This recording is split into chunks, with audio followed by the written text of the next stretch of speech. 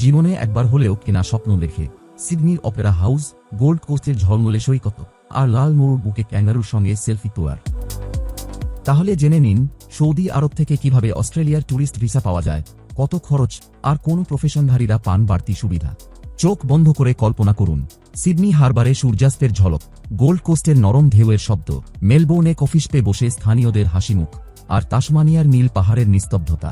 সব মিলিয়ে অস্ট্রেলিয়া যেন প্রকৃতি আর আধুনিক জীবনের চমৎকার মিশ্রণ।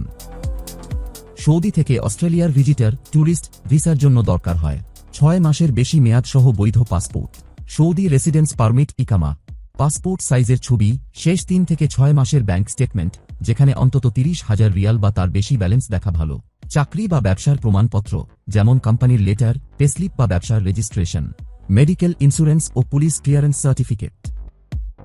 অস্ট্রেলিয়ার ট্যুরিস্ট ভিসার সরকারি ফি প্রায় 500 থেকে 600 রিয়াল, সার্ভিস চার্জ প্রায় 1000 রিয়াল আমাদের এজেন্সির মাধ্যমে আবেদন করলে।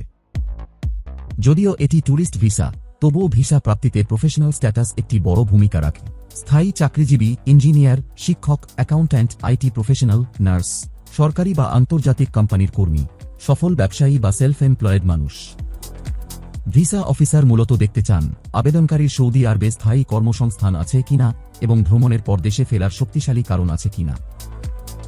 ভিসা প্রক্রিয়া শুনে কঠিন লাগতে পারে, কিন্তু প্রস্তুতি নিয়ে করলে অস্ট্রেলিয়া ভ্রমণ একদম হাতের নাগালে। তাহলে ব্যাগ গুছিয়ে ফেলুন, কারণ হয়তো পরের ছবিটাই হবে আপনার অপেরা হাউসের সামনে হাসি মুখে।